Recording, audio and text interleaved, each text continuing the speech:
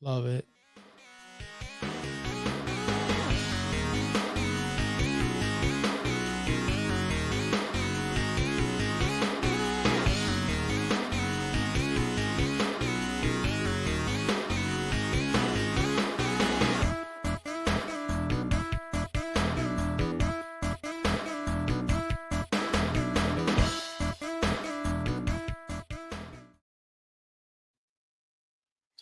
All right. Good evening. Happy Friday. It's the end of the week.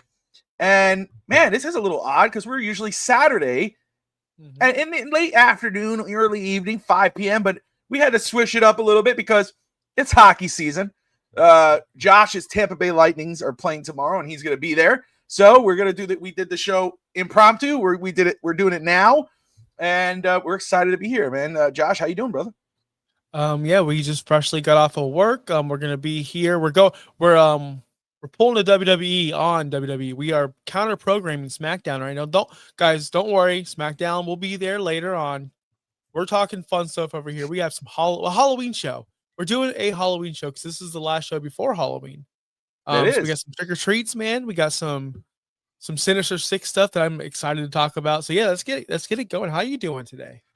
Man, I'm good, man. It was crazy earlier this week. Obviously, you know what boat I'm in because obviously you were pulling double duty, not just your own stuff, but you had to help Justin out with doing shows and all that for Fans and Out Plus. And it was funny. I was getting prepped for the week because I had everything already to go. But I was like, okay, Fids talk today, post game, pre-game, no holds barred, East 10th Street Boys, Real Talk, Fids Talk, and Fids TV. These are the shows I'm working on and developing through the week. And so I had it all listed. I'm like, oh, but it actually went pretty. Caneswear, which will air tonight. So it was like one after the other. And, then we had East 10th Street Boys was going to be a laid back, fun episode. Talk a little bit about the Miami Heat with Tyler Hero. They lost the game one, and we're going to just crap on the Dolphins. And then we found out about Terry Rozier and Chauncey Billups with the whole, illegal gambling. And so we had to touch on that. And I was like, man, I hope they find Tua McDaniel in there. They haven't yet. Still holding my breath. But, I'm here. I'm this, this show is always the easiest and most fun one to do for me because it's kind of laid back and it's fun arguments and, because we have different perspectives. So I'm excited, dude. Like you said, this is a Halloween edition of No Holds Barred because it is the last episode before Halloween. I guess the next episode will be November 1st, right? Now, so it's right after Halloween. So we're going to touch on some of the things. We're going to touch on, first off, a trick or treat segment that you brought up. And that's going to be, I'll let you talk about that right before we bring it in. And then we got the scariest characters in wrestling, and this could be, it's not limited to this era. It's not limited to the Attitude Era. It could branch out. So I think it's just fair to say, we're going to touch, I'm going to give Josh a bunch of random names. He's not aware. He has to rank them. We'll debate. We'll have fun with that. And then we'll just talk about some of the scariest characters overall in the world of professional wrestling.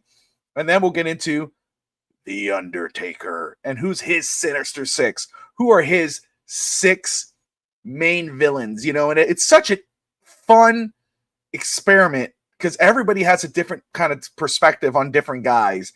You go like, okay, and Undertaker who went decades, like I don't know how many years, 20, 30, 40 years or whatever, he has a plethora of rivals. So that's really tough. You go to Lesnar or Sting or whatever, it's like there's some that are way easier than others, but some might find it hard. And it's funny because I'm pretty sure I brought up The Undertaker last week after the show with Josh. And the reason why I picked The Undertaker for this, not only because he is maybe the scariest guy, depending on who you ask with wrestling as a character at certain points.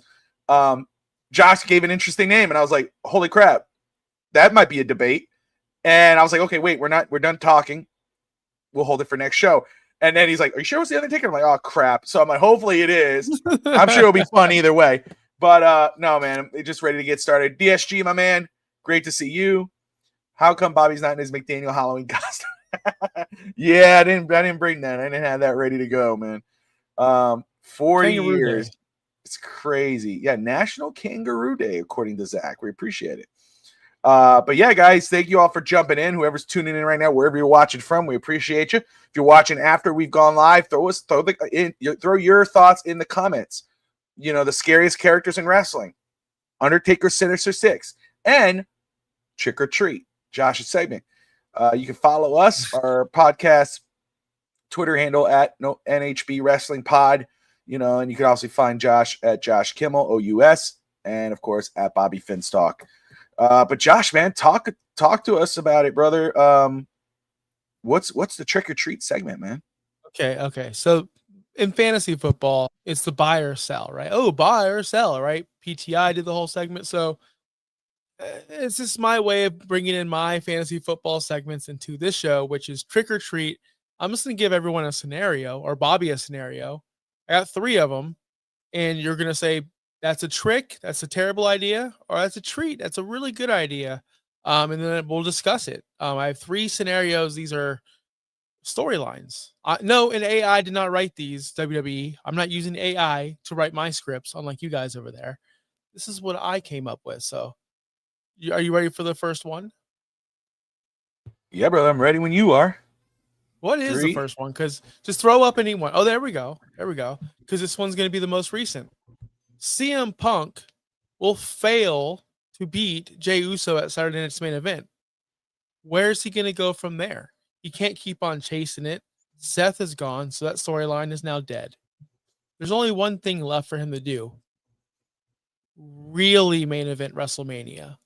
And the way to do that is you go for the real World Heavyweight Championship, the WWE title. And who currently holds that? Cody Rhodes, the person who helped bring him back to wrestling, possibly in AEW. So therefore, there's a story there. So trick or treat, Bobby, that CM Punk makes the move to SmackDown and challenges Cody Rhodes for the WWE, the real championship at WrestleMania, and really main events WrestleMania, not just night 1. First off, shout out to DSG, Damien, and Crazy Dolphin in the house. Appreciate them in the comments there. Man, trick or treat. First, I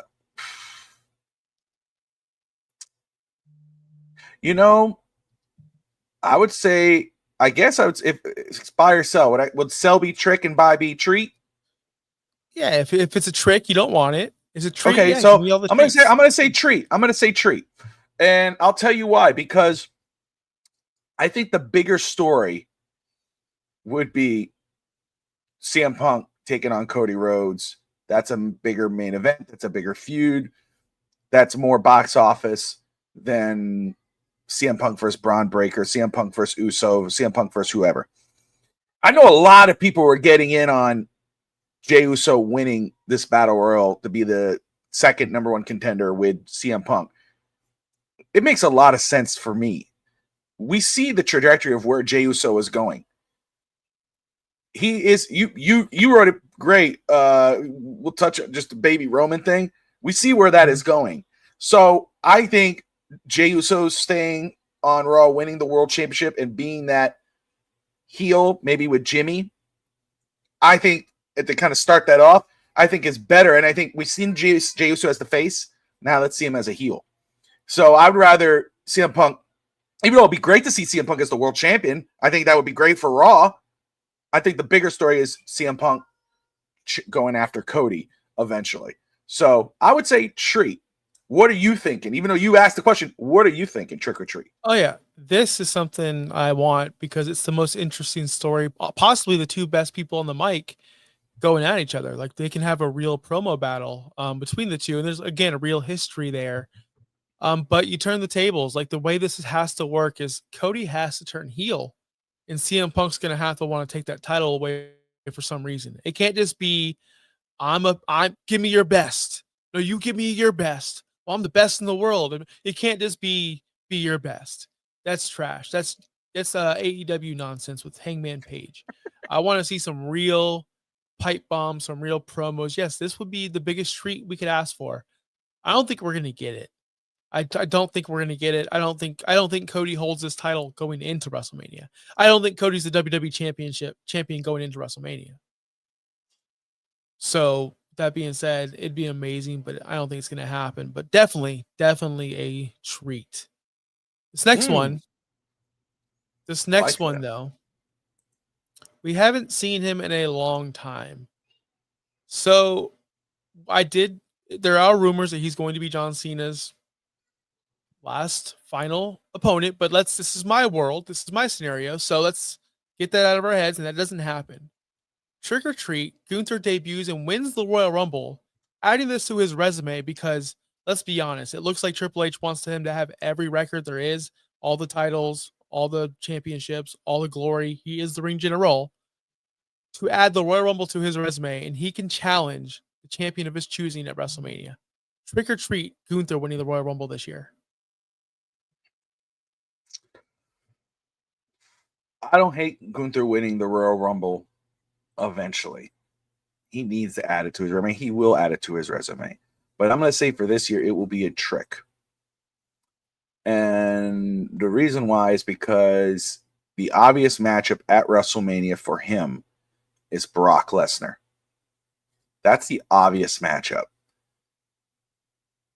And I think WWE could have aimed towards that. Obviously, he beat Goldberg. He's retired Goldberg. More than likely, probably he's going to retire John Cena. I'm not going to say he's going to retire Lesnar, but could be the case, even though Lesnar is, he wants money and he can still do the job. But Lesnar versus Gunther is box office. If Gunther's not going to face the WWE champion, he's not going to face Cody, he's not going to face whoever the WWE champion, you'd be going for the world championship. But it looks like the world championship is going to be going in another direction. It doesn't look like it's in Gunther's path. So unless Brock Lesnar wins the world heavyweight championship, I don't see Gunther winning the Royal Rumble. So I'm going to say it's a trick right now. All right. I kind of agree with you. That's fine because again, the third scenario spoiler is going to be for the other world championship. So, and I don't want Gunther chasing either Jey Uso or even CM Punk again. So I think this is a trick. I don't want Gunther to win I would like him eliminate Brock Lesnar in the Rumble. That's an easy way to go. Boom, there you set it up. You eliminate Brock Lesnar, you look strong, and then eventually you get eliminated yourself. That sets up the WrestleMania match. So yeah, you're right. It's going to be Brock versus Gunther. It is what it is. So that is a trick for both of us. This last one is the most fun. Because I thought it was very odd that Sami Zayn already dropped his U.S. title. I thought it was odd it was the same week Seth Rollins went down with an injury.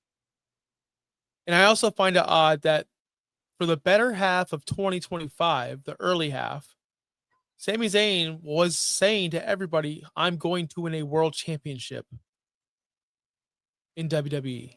He was determined. They moved him over to SmackDown, and he did what he did. Seth's out. Plans have changed. I predict Jey Uso will win this championship against CM Punk. Trick or treat, Sami Zayn dropped the U.S. title early due to plans changing. Sami Zayn will now focus to take down baby Roman to save his friend. And also to win the World Heavyweight Championship. I think this is a treat. This is why when I saw this one, I really, really liked it. And if you really think about it, it makes the most sense. What's the story? Oh, there's a big story to this. This is a long-term story. Jey Uso never trusted Sami Zayn from the very beginning of the bloodline, and then ends up trusting Sami Zayn, and then ends up best friends with Sami Zayn, and only to be now Jay's starting to turn to the dark side. Let's say that first feud is going to be with Jimmy Uso. Takes out his own brother. Brother takes time off because the baby's born. God bless. Baby.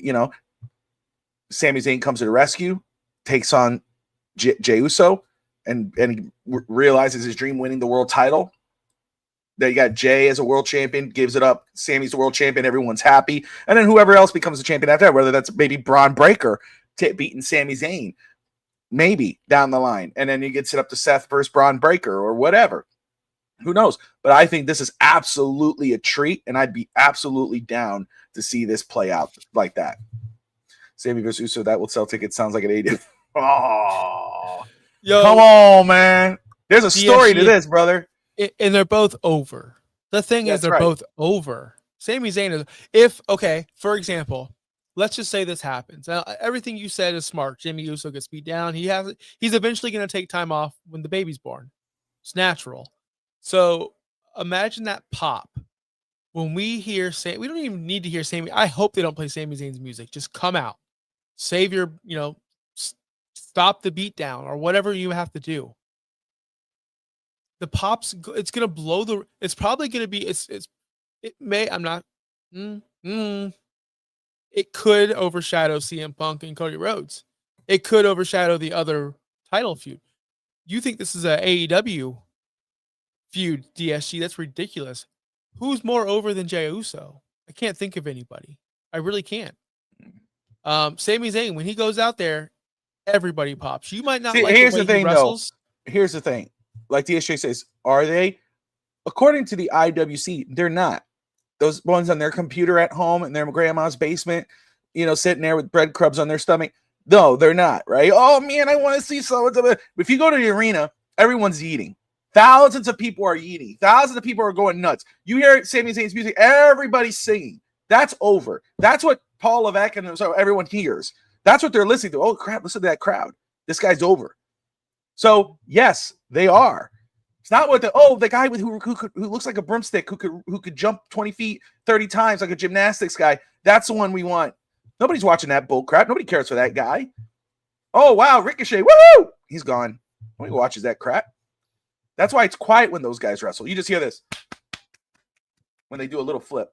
They go, woo! When he comes out, wow, that was a good little flip he did. He stopped and he went like this. That's, wow. Can't wait for him and Ospreay. Come on. Finn Balor is over and was over. So let's chill on that, DSG. Man, DSG is such a hater. Do you just not like little guys? I don't understand. President of the IWC, man. It's difficult to think that Sami Zayn and Jey Uso are going to main event a WrestleMania or have a title match, but that's what should happen. Over is the entrance. Over is the fans giving a damn. The attention they give to the wrestlers when they're wrestling, and the merch sales, which Jey Uso is in the, I'm sure, I don't have it, but sure in the top 5. Everybody's buying Yeet gear. The crowd is all saying Yeet. I mean, holding baby, kissing babies like a politician. The dude is over. I don't know what you think over is, but they are definitely over. Anyway, that'd be a whole other debate, brother. Let's move on over to the next topic, because that's Trick or Treat, my brother. And I hope you guys had a good time with it. I like these things. These things are great. That was fun. Trick or Treat, man. Trick or Treat. Can't wait for that. Let's go ahead now and do a little something for myself. Let's talk about the scariest characters in wrestling. And before we even talk about the scariest characters in wrestling, just in topic alone, and guys, throw your comments in there who you think is, I want to do something a little different. I'm going to throw 5 random names at Josh. Josh, I did see the Trick or Treats before because I had to create the graphics, but I didn't think of anything until I talked to him, and then I rolled in.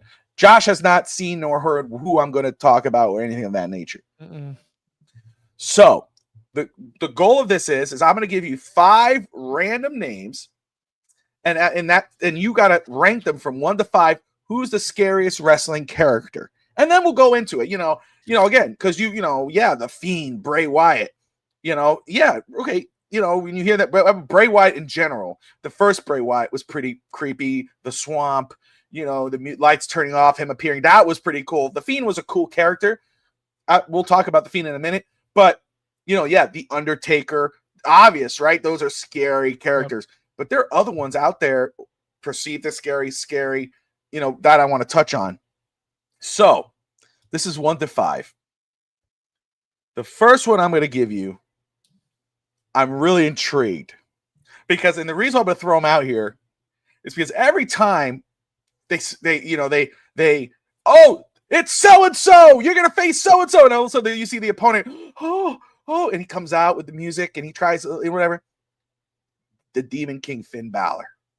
Where do you put him as in the top of that 5? Where do you put the Demon Finn Balor?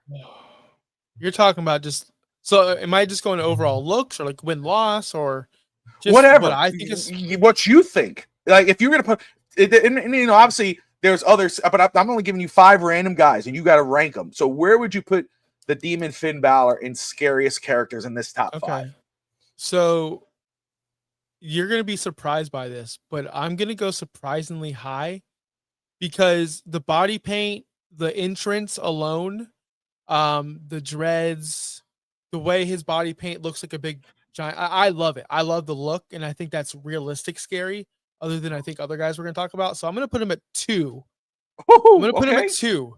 He is, because if you look at that guy, if you're in the woods and you see some predator looking skinny dude with war paint, that's a scary character, man. To me, that's a scary character because it's realistic scary. Like the Rob Zombie movies, how those are realistic scary instead of like Jason or Freddy Krueger guy. I like realistic scary. So number 2. Okay. All right. The Boogeyman. Oh, that's easy. I was on YouTube today looking at some stuff, looking at this stuff, looking at that stuff. See the Boogeyman. Ooh, Boogeyman. It's for kids. Simply for kids. But the worms are disgusting. It's not scary, it's disgusting. He had the entrance. He had the body paint, like that tribal thing with the worms. Like, that's pretty freaking, I'd be like, if I saw a dude crawling at me at the woods, I'd be, what the, I'd be ready to go. If I saw skinny stick mop head over there trying to come at me, I'm like, I'd kick him in the face. The Boogeyman, I'd be like, yo, wait, back up, dude. Boogeyman's a 4. 4th. I have him at 4. I do have him at 4. Okay. I have him at 4. Okay. But I mean, I get it. I think he can be scary. Now he's for kids, He was for kids back then. PG scary. That's what he was. I just say I have the demon whatever Finn Balor at 5. I do. That's the stupidest freaking thing I've ever seen in my life. I never understood. It's the demon Finn Balor. I was like, oh, God, what the? I wish they brought. It needs to come back. It needs to come back. Repo Man, Bobby. Repo Man is outside. Then again, Bobby stream. That's right. I did stream through Twister. There's a lot too much that scares me, brother. Boogeyman seems like a real cool dude. I know a lot. And I'll tell you again, I went to school with the real guy who is the Boogeyman. There you go, Crazy Dolphin. There you go. Seems like a good dude, man. But I get that. Like when I look at the Boogeyman, the music, the entrance, the worms, the eyes, he's crawling, like he's put worms about, like, oh, dude, he's huge. You see that dude coming at you like that, you run. It's a Twitch. No, it's a good character for kids. It's just I was never entertained by. I think I was in that cool era. Like I'm too cool for this stuff. I think that's my era. I understand that. I know you're not big enough, but I get it. Okay, so this is cool. So Demon Finn Balor, you have it at 2. Yep. And Boogeyman, you have at 4. Yep. How about Mankind? Oh gosh, I'm glad he's on the list. Yeah, I'm glad he's on the list because I didn't think you would deem him as scary. Oh, he creepy. He's a creep. I'm talking about. Who I'm talking about. What type of Mankind I'm talking about here? Early Mankind. Yes. Boiler Room Mankind. And I'm glad. I didn't think he'd be talked to. I thought I was going to shock you by bringing him up later on. But so that's why I left. That's why I left one spot open. He is by far the scariest. I would not want to be locked in a room with this person. I would not want to be in the same vicinity as this person. If I saw this person walking on the same sidewalk as me, I would not just head on over to the other sidewalk. I would just turn around and start running. That person is scary. So Mankind, number 1, scariest person on this list. I have him at number 2. I have him at number 2. Because he's there. I mean, yeah, I get it. So is he really? No, he is. Think about that. He's sitting there in a corner. Have a nice day. Hair out of his head, and heck, no, I don't want any. Just no, he's pretty freaking. That's a freaky dude.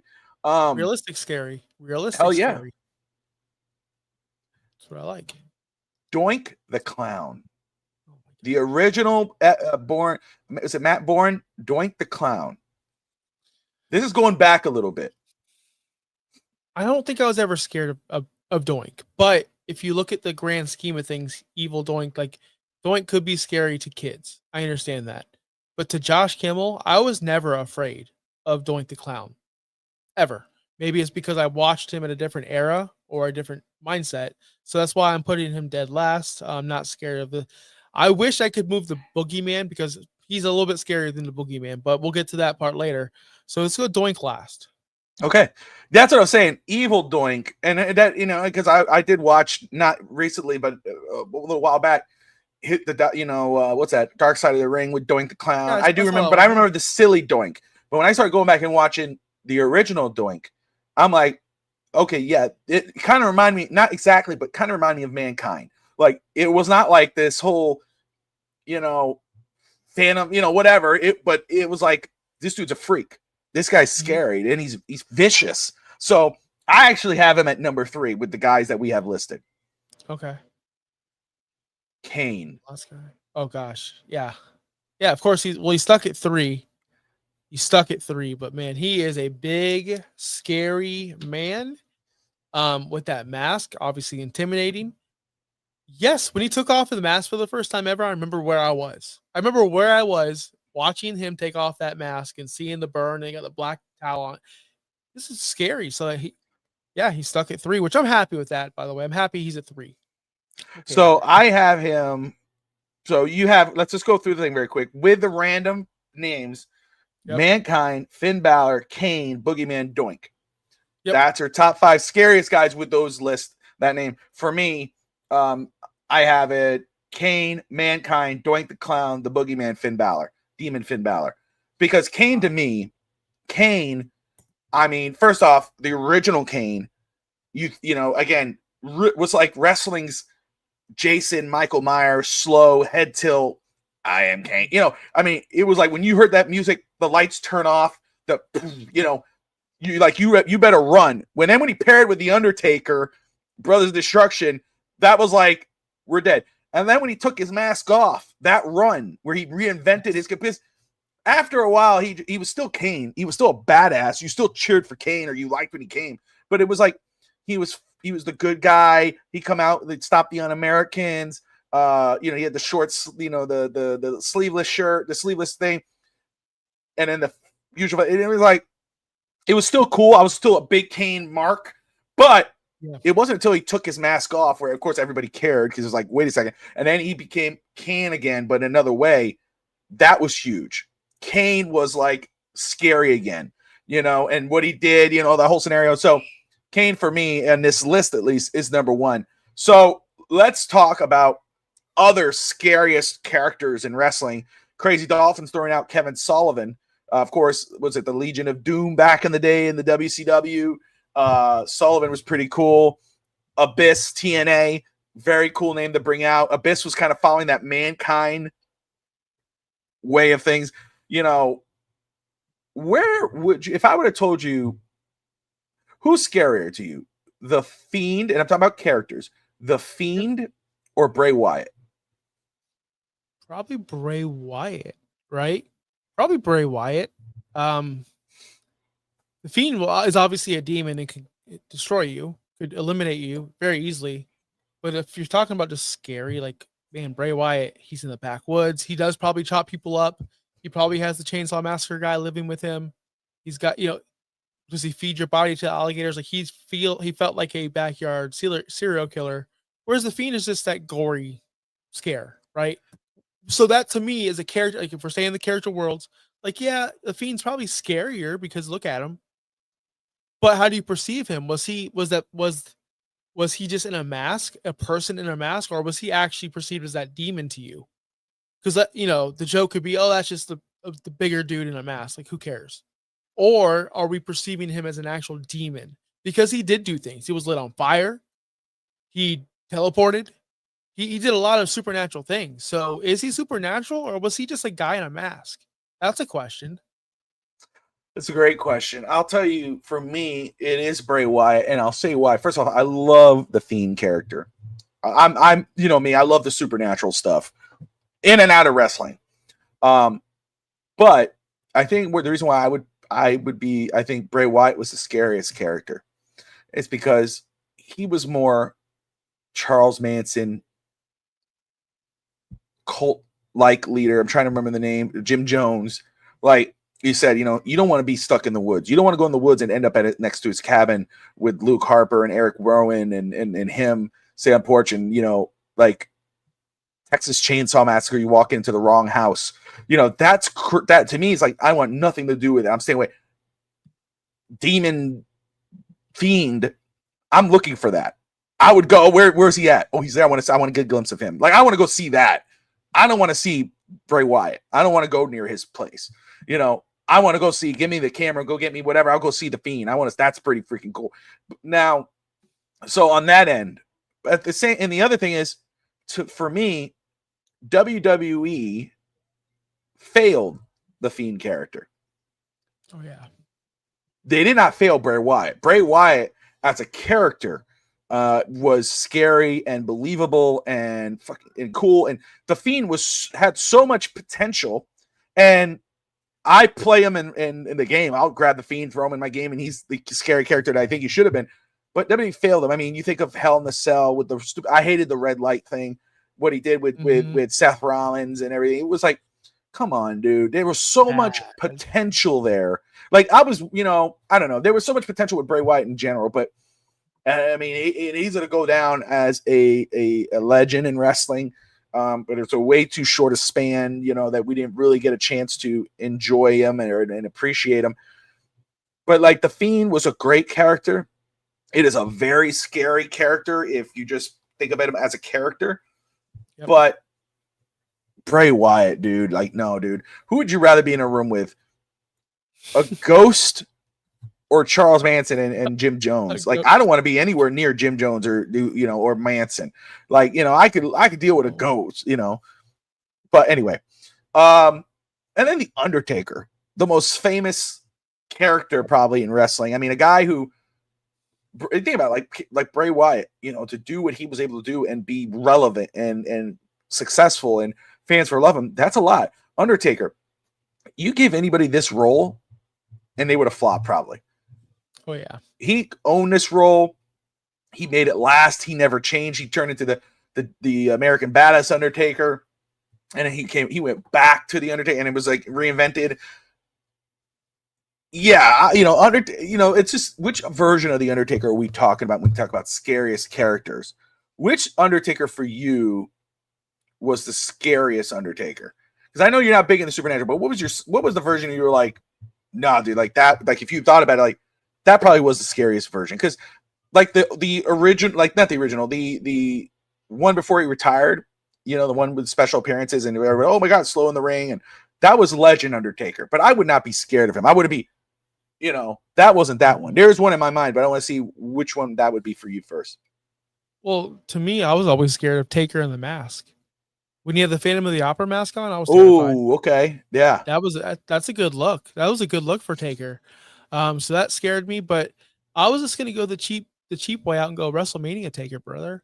Like, when those lights came out at WrestleMania, don't matter what era, wrestlers tell you this is real life. Like Randy Orton will tell you, don't matter. When you make your entrance first and you're waiting for Undertaker and you see him walking down the aisle, you want to shit your pants. You're scared. It don't matter.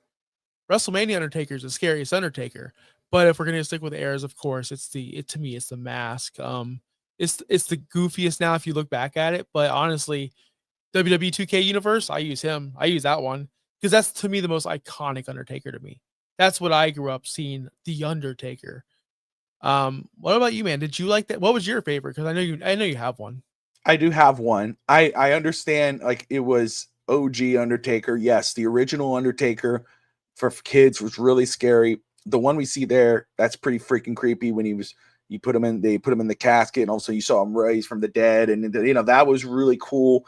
If you go back and watch those. But for me, the scariest version of the Undertaker was, the only way I could say it is the corporate ministry Undertaker, when he would hang them on the cross. And again, cult-like character. That's when, like, that version of the Undertaker was my favorite and probably the scariest one because of he had a whole group, the corporate ministry.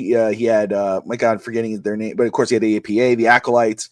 He had Sarah, Midian. Oh, dude, but that was really, yeah, Gonzalez Ragdoll, the Undertaker. But like that Undertaker to me is scary because that wasn't just, oh, he's the dark side. That was evil Undertaker.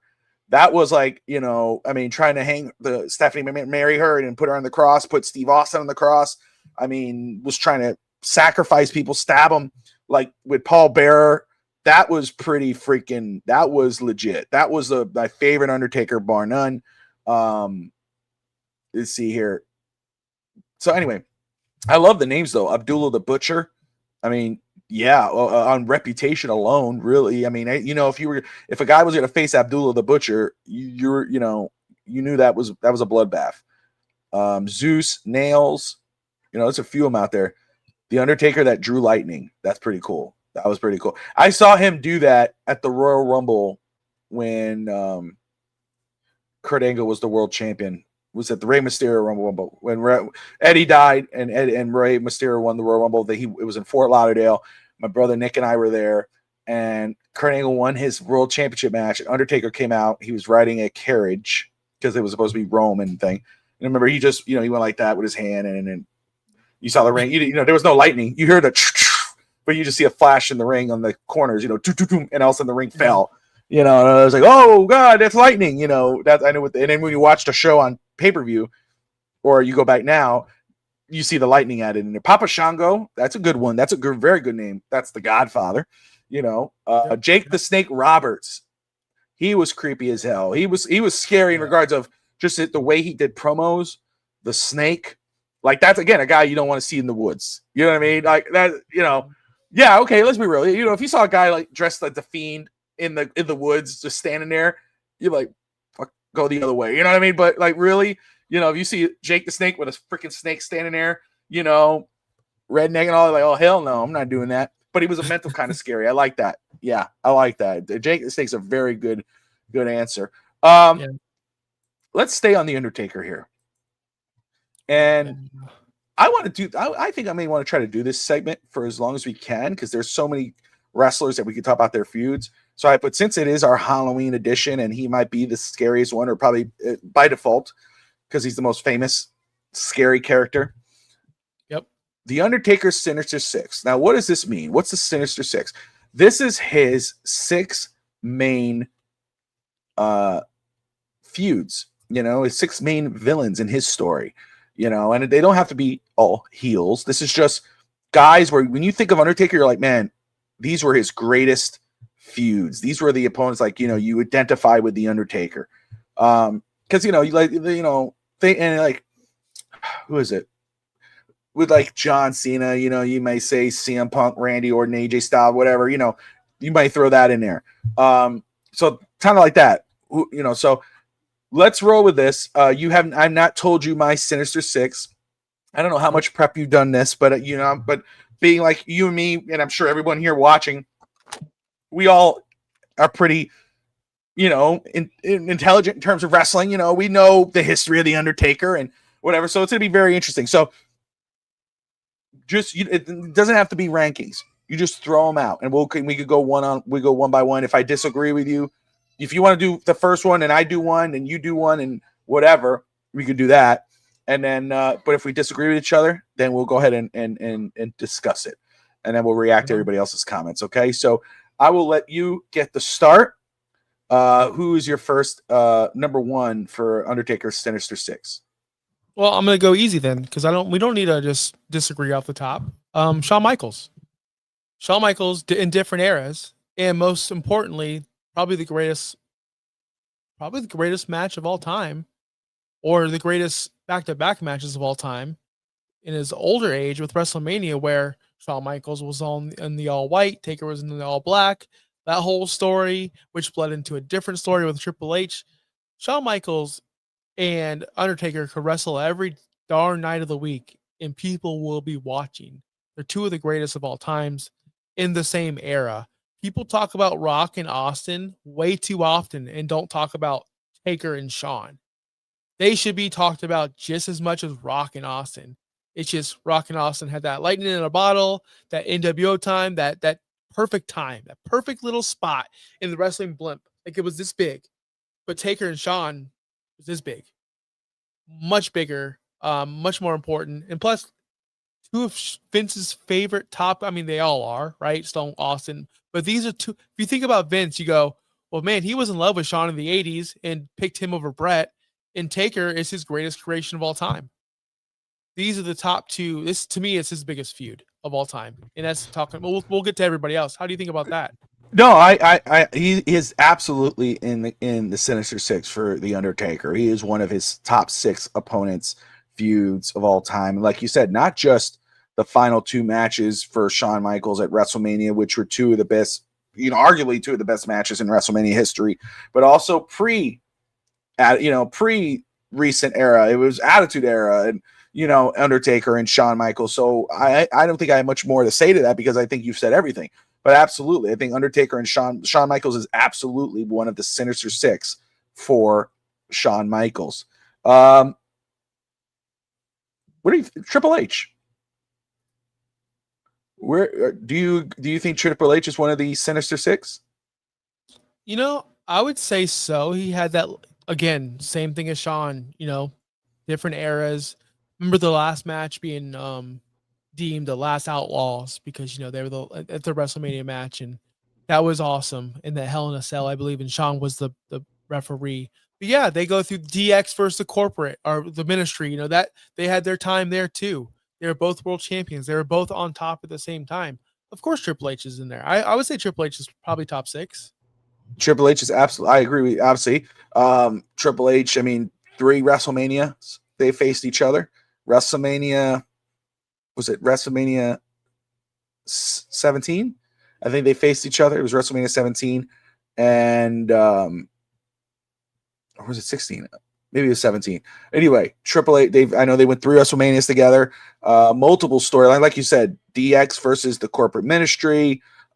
Austin and Triple H versus Kane and Undertaker.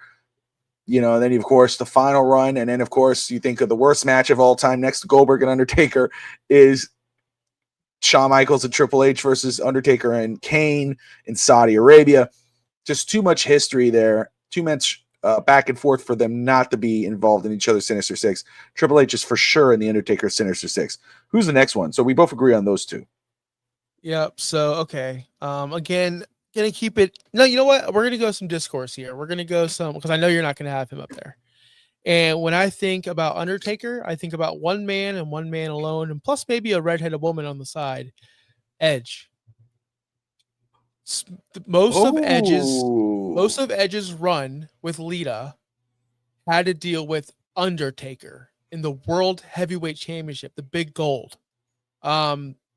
Really, it was that era where he was the ultimate opportunist, and there was pay-per-view after pay-per-view of Edge and Taker. And if you lose, you leave the company matches, or Edge is coming out of the ring and crashes in again on Taker, or he's got the edge heads on.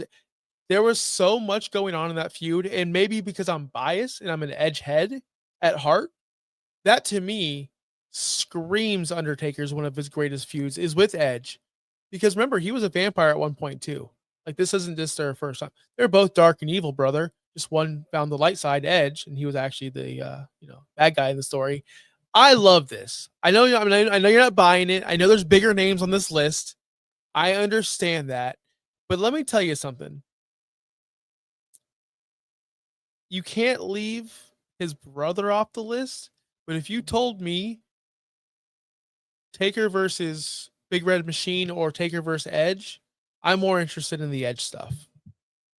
And maybe it's because Edge can talk and he was a good heel, whereas Kane was just the monster, the brother. I prefer the stories of people talking to each other and bad guys getting over rather than the evil brothers come. That's just me. And I know I'm wrong, and I know people are going to come at me like that. But Edge, to me, you can't scream Taker without Edge. Can't do it. And Lita. Lita was a big part of that. Lita was a massive I like that you playa. Yeah, Teddy Long era. Teddy Long, I know. I like that you did something different. But you're right in the same. I like that you do that, but you're right that I'm not driving with that. Edge vs Undertaker was fun. Edge Rated R Superstar was great. I think Edge is probably in John Cena's Sinister Six, but I wouldn't put him in the Undertaker Sinister Six. I could absolutely say Undertaker. I could absolutely say Undertaker without saying Edge. It's you say this a lot. You're like, if you had to pick between Kane and Edge, you'd go with Edge because you're an edgehead or whatever. But like the story, Kane's absolutely in the Sinister Six for me. Obviously for the Undertaker, right? I mean, he has to be. You didn't take him out for Edge, did you? No, I did All not. right. No. All right. So okay. So we're gonna break eventually because you're one of these guys. Somebody's gonna fall from that list. But Kane, from the very beginning, the story of Kane. Your brother's alive, Undertaker. Your brother's alive. He's not dead. Here comes Kane walking down the aisle. The Undertaker's face. The first time anybody saw the Undertaker scared, he wasn't scared with Giant Gonzalez. He wasn't scared of Hulk Hogan. He wasn't scared of Mankind. He wasn't scared of any of those guys. He was scared of Kane. He stood there. He didn't want to fight Kane. Kane manhandled the Undertaker like no one's ever seen before. Time after time after time. Then they got together. It was, oh my God, kumbaya. This is so cool. The two biggest dudes in this, scary as hell. You never want to face them. And all of a sudden, Kane turns on the Undertaker again, absolutely dismantles him. All of a sudden, you think it's over now. Undertaker is on Raw. He's the American Badass, or Booger Red. He's fighting Vince McMahon and Buried Alive. Kane's on, Undertaker was on SmackDown. Kane was on Raw.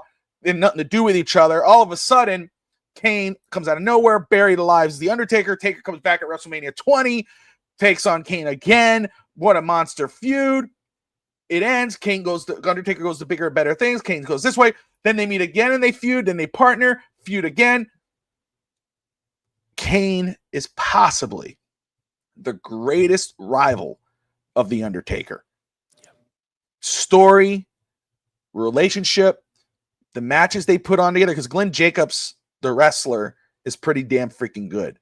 And he's another guy who, you throw anybody in that mask, just because he's in the mask on doesn't mean it's going to work. Because when they try to do, what's that? The Copycat Kane, it was a cool story, right? They remember that? That was a cool idea, but it didn't work. That wasn't Luke Gallows. It was Luke Anderson or Gallows. It was the tall one. It was the big one. I forget which one was which. Gallows. But it was Gallows. He was Kane. He was that other Kane.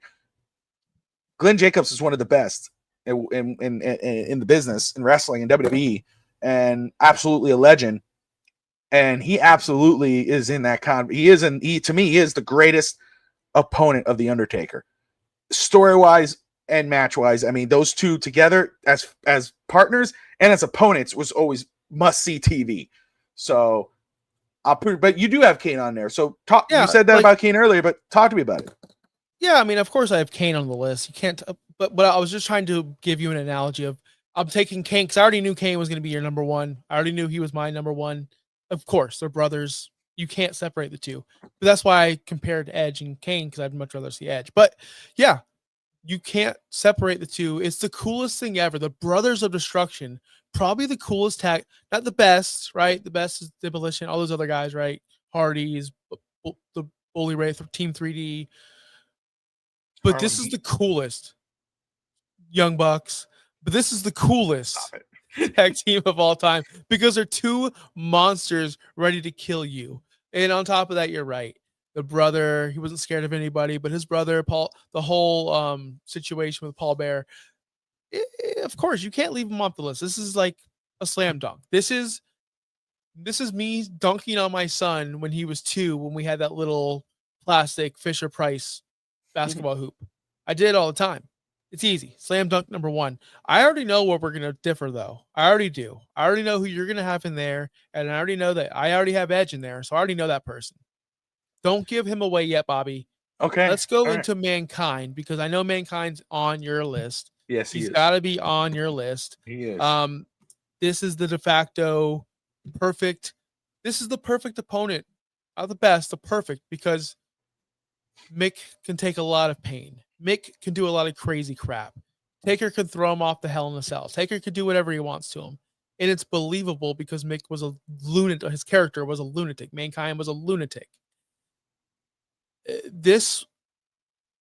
What was the year they had what was the hell? It was the second Hell in a Cell match. Second ever Hell in a Cell match. People forget it was Shawn and Taker in the first one. That's right. Because of what Mankind did. Because of what those two guys did in there. They made that match special. wasn't Shawn and Taker. Yeah, it was the first ever. Cool. But what do we remember? We remember everything that Mankind and Taker did in that situation. So yeah, that's easily the number one, or not the number one, but my He's in favorite, there. one of my favorite opponents. Yeah, yeah. Without Yeah, man. Mankind, I was gonna say without Taker, I don't think Mankind could have been as, I guess, as scary, because you needed to believe that he can mess up Taker, because he Yeah. didn't have the muscles, he didn't have the height, he was a short, chubby dude with a mask on. He looked like a legit crazy person. Excuse me. I'm putting him to Yeah. sleep, guys. I'm putting him to No, sleep. that's not that. No, you're absolutely right. I mean, we talked about Mankind earlier, probably being one of the scariest characters, but that would not have been the case. Because if you could trip up the Undertaker, or even be a little more creepier than the Undertaker, you're there. And you just think about the moments they had, the stories they had, how much they were always intertwined with each other's characters. I mean, and Paul Bearer sided with Mankind. I think that may have been the first time Paul Bearer turned on the Undertaker. Uh, Mankind is absolutely one of the Sinister Six, even though I think I don't know how many times they faced after Hell in the Cell, but everybody remembers Mankind versus the Undertaker. That will go down as history. And every time they were in the ring, it was going to be brutal, it was going to be awesome, and it was going to be a good story. So that you're at 5 right now. So where we agree on, because I got to get to the next one here for me, and then we'll go to the final one for 6. But Kane, Triple H, Shawn Michaels, Mankind. You have Edge, Triple H, Michaels, Kane, Mankind. That's where you're at. So Mankind was your 5th. My 5th, I'm going to say Stone Cold Steve Austin. I have Austin as one of the Sinister Six. That's my 5th one. Sorry, that's my 5th one. I haven't written a 6, but this is my 5th one. I mean, for obvious reasons. I don't, again, you think of the corporate ministry, the story, the back and forth between them. Even after when towards the end of Austin's career, they were like the top heel, the top face in the company. You always wanted them to run into each other. Austin, even who didn't care for the McMahons, didn't like the McMahons, actually saved the McMahon from the Undertaker. It was the coolest thing when you saw those two go at each other. It was the coolest thing when you saw them interact, even during when Austin was the heel, the silly ass heel, when he'd be playing the guitar, he's playing a guitar, whatever, and Undertaker looks at him, and this is. But then just what they did after, and the matches they had after, even towards the end of Austin's career, he absolutely is a part of that Sinister Six for sure. Yep, he's on my You agree with list. This that? was easy. Yeah, he's Okay. my 6. He's easily up there. That it defines the Attitude Era. Those two define the Attitude Era. You said it perfectly. They are the 2 biggest stars. Again, we bring up Rock's not on this list. You would think someone, maybe he's on your list, but you would think they both share the Attitude Era with Rock. And we're not talking about Rock Taker. We don't talk about Rock Edge. We don't talk about Rock almost anybody on this list. What's up with that? What's up with that, Bobby? Like, that's off topic, but maybe we should do the Rock Sinister Six, because does he even have 6? That's a question. But That's a again, good one. That's a good one. The Rock Sinister Six. That would be a fun one. yeah, but we don't talk about him in that light. We talk about No. Austin and Taker in that light. Because let's face it, Rock was part of the corporate ministry too, but guess who else was? Taker. Taker was bigger, right? Can we agree with that? Yes. Yeah. So yeah, Austin. That was the main feud, of course, in the whole storyline with Vince. But I'm curious. I already know who your 5th is. Our 6 is. I already know. I already know who it is. I can tell you who it is. Okay. Before you do that, let me ask you this: Did you give any consideration to Bret Hart? No, because I didn't watch it at that time. I was more hooked on the other programming. I wasn't. Bret Hart was already in WCW by the time I started watching wrestling like hardcore. Okay. All right. All right. Now, I can give you one. I can give you one also, Rand, and it's not the person that's on yours. okay. Vince. Yeah, that might be. Yeah, he would be one that you could consider. I didn't put him on my list because he's not a wrestler, not a true wrestler. But Vince, the McMahons. Like, I saw DSG say no love for Shane.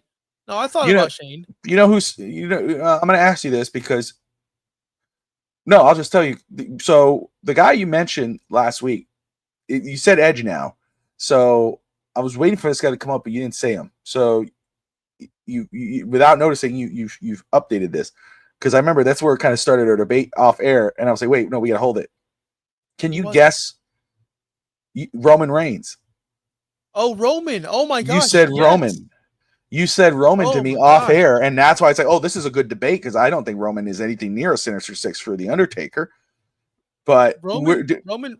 Hold go on. ahead. Do you want to Can I argue that jump in that point? real quick? Yeah. Yeah. Because Roman. Hold on, son. Roman. It's a okay. Maybe Sinister Six because there's so many good people, and I understand that. Maybe I was just talking off rip, but if you think about it, torch passing is a huge thing in wrestling. And when in beating Taker at WrestleMania is a massive, massive deal. And you have to have massive respect for someone to go, okay, I'm gonna let you beat me, even though he didn't want your sixth person to beat him at WrestleMania, but he had to.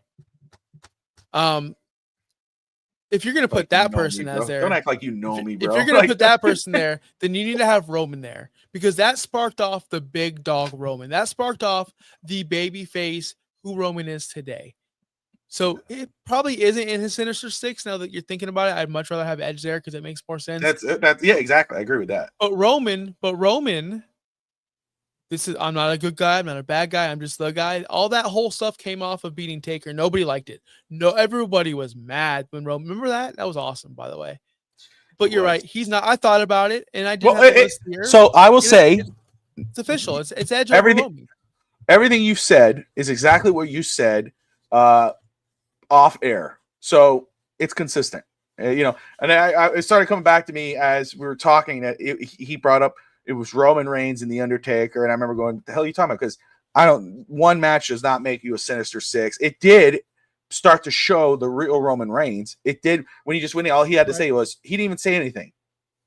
He just stood in the ring. The crowd booed him. It was one of the loudest, drowning him out. He didn't even say a word. He just went when the crowd finally got bored of screaming. He said, "This is my yard now," and he left. And that was it. And that's when you saw the real Joe Inoue, and you saw, the real Roman Reigns eventually he'll eventually become the tribal chief. So that was more of a boost for Roman, but which should have been the case for when he first lost the streak. It should have been a guy who you could actually, and I'm not saying some rando guy. I'm not saying, oh, he should lose to some this little pencil stick or this guy there. Roman Reigns could have been that guy. Bray Wyatt could have been that guy. You could have done something like that. But they went with somebody who was already validated and in history and consecrated, whatever you want to call it. But bro, first off, I don't appreciate the whole notion as we got closer to my number 6 that you just act like you know me and you're just like, I know you're number 6 and you keep hinting at it. Like, Yep. I'm offended. I'm going to be honest with you. I'm a little offended that you would just assume that it's Brock, that you just think my guy is Brock Lesnar. I'm offended by that you would assume that it's him. Like, you know me. You should just sit there and wait. Now it is Brock Lesnar. I'm saying, but it does offend me that you think that. Anyway, of course it's Brock Lesnar. Of course Brock Lesnar is one of Undertaker's Sinister Six. Are we kidding? Are you joking? This feud is gone decades already. Decades. When Brock Lesnar was just a weeny little teeny baby in the wrestling business, and he went I know he knows my list. Was in SmackDown as the Undisputed Champion, and it was the American Badass Undertaker. They had some awesome matches in the Hell in a Cell with the chain. Remember the broken hand? That was always cool. They went on for a long time. Brock Lesnar leaves the WWE, goes to the UFC. Undertaker, still relevant with each other, is watching Brock Lesnar in this match, doing the UFC. They have this crazy moment that made the world go nuts, the wrestling world go nuts, when the Undertaker and him stared each other down. You want to do it? That tells you that feud that they're connected. You can't think the Undertaker and not think Brock Lesnar. Brock Lesnar comes back to the WWE, destroys John Cena, destroys Triple H, breaks Shawn Michaels' arm, and then here you go. Undertaker versus Lesnar. He beats the streak, the most controversial thing in wrestling possibly, beats the streak. Undertaker disappears. Brock Lesnar is destroying the world, taking over professional wrestling in WWE. All of a sudden, the lights go out. Undertaker's back. He grows some hair. He looks like he's gained some weight. He looks 100%. Kicks him in the balls. We're back on Undertaker versus Brock Lesnar. Abso-freaking-lutely, Brock Lesnar is on this list. He should be on this list. What are we talking about here? Edge had what? 3 matches? It's over? Undertaker and Brock Lesnar went decades. Even outside of wrestling, there was a feud. There was like, oh, wait, do they really not like each other? What's up with it? That test the time. Like, of course, don't look at me. I know who's on your list, even though he shouldn't be. Like, come on, man. Like, there's no debate. Like, Roman and Brock. Edge and Brock. Like, are we serious? Come on now. We are serious. You're serious, and I understand that they had a cute little run and one of the worst endings in WrestleMania history, which was, of course, the streak ending. Horrible, terrible idea. Taker regrets it. Everybody regrets it. Everybody but Vince and Brock. It did its job. It shocked. That's what McMahon wanted. He wanted to shock the world. Nobody expected Brock to win. Just like nobody expects Cody ever to lose the belt. Nobody ever expects titles to change unless somebody gets hurt. That's what wrestling is now. It's like, oh, Cody versus Drew McIntyre. Who's going to win? It's Cody, bro. Like, what are we wasting our time with this for? That's boring. Where's the shock factor in wrestling anymore? Brock beating Undertaker? Come on. You want to see? You want shock? You want shock? What's up? How about Mercedes Moné winning 12 titles? How about that? Bring that up, that crap, man. Anybody look like no? How about Mercedes going to win the tag team titles and probably going to be Chris Statlander? She's going to have all the belts. How about that? Is that shock for you, Bobby? You want more shock? I got more shock for you. We got Darby Allin getting stuff stuck in his fingers and stuff. Shock. Stephanie Vakir winning the title. That's a shock, really. Honestly, it's a shock. Not that type of shock. You want shocks? You want shocks? Go watch independent wrestling, brother. This is wrestling. It's a $1 billion company, TKO, right? WWE. They don't want to shock anybody. They don't have to. They're selling tickets. They have 5 matches at their PLEs. They're all 30-minute long. There's nothing that really happens. And people are singing and dancing. They don't need to shock anybody. Bobby, there's a house show. I don't know if I showed you this. There's always house shows in Tampa around Christmas time. Always. We get flooded with them because they all live here. Yeah. So we always get around Christmas. Oh, come to Amalie Arena. See Yeet. Go to Lakeland. Go here. It's the whole goddamn 2 weeks. Tickets for a house show for the 300 level are $57. Oh, $57. Before taxes. You sent me $500. You sent me the $500. That was for the floor, brother. Okay. For the floor, brother. Let me tell you something. I can go sit at Tropicana Field, home plate, right behind the umpire for like $120. It doesn't matter. That's real sports. I'm not saying WWE isn't real, but that's MLB. That's baseball. WWE doesn't care about shocking you. They have AI writing their scripts now. They don't care about what's actually going on. They're bringing in the money. They're telling you again. Vince charges this, but you know what? You guys are stupid, and we're telling you we're going to triple charge you now. They don't care about shocking. They care about making the money. But that's my point. Brock beating Undertaker has nothing to do with TKO. Has nothing to do with any of this. This is all Vince McMahon. I'm just telling you. It was the shock of it all. I'd rather be shocked nowadays. Yes, today's wrestling, it's pretty obvious Cody Rhodes is going to hold that title until whatever. It's pretty obvious that's going to happen. Like, I'm sorry that I have no interest. Like, I'll watch a match and I'll enjoy a match. Cody has some really good matches, but I don't really give a damn about these matches or the outcome because I know how it's going to play out. I'm more intrigued about the world championship picture now that Seth Rollins is injured. How about that shock factor of Braun Breaker spearing the hell out of Seth Rollins? We never would have got that until 6, 7, 8, 10, 12, whatever months from now. But because Seth Rollins injured his shoulder, we got to change. We got to pivot. All right, let's have this. Oh, wow. Damn. The crowd went crazy. Millions upon millions of views. Whoa. I'm really interested in Jey Uso versus CM Punk more than I am about Cody Rhodes versus whoever he's going to face because I know how it's going to play out.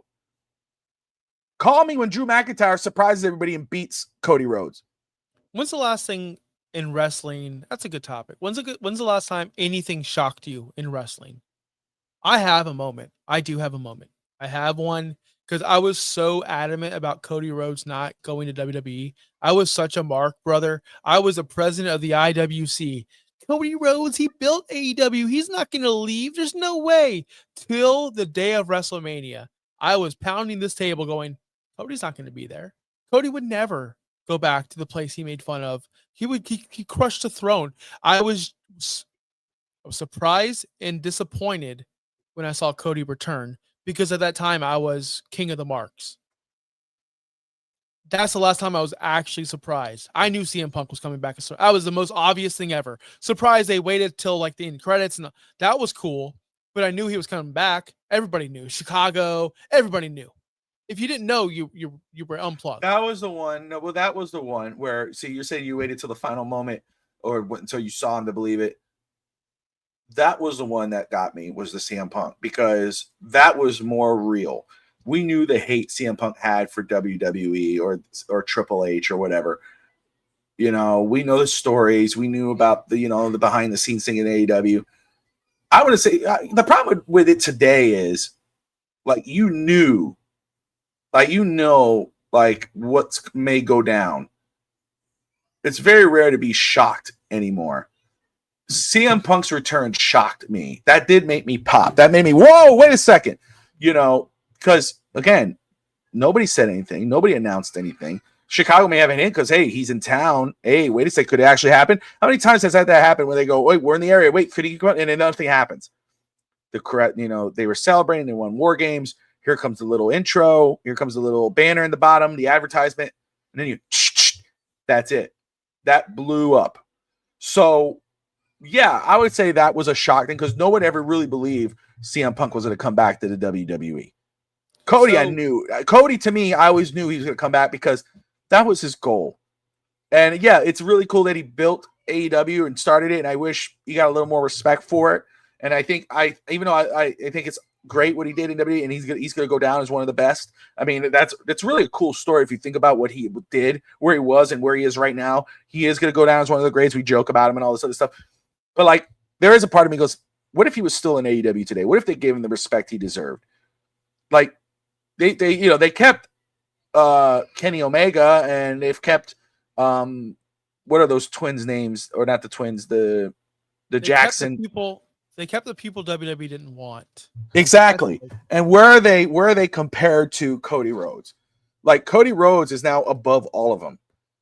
And Cody Rhodes, if you put Cody Rhodes in AEW right now as is, that company, everybody would turn the channel to look at that.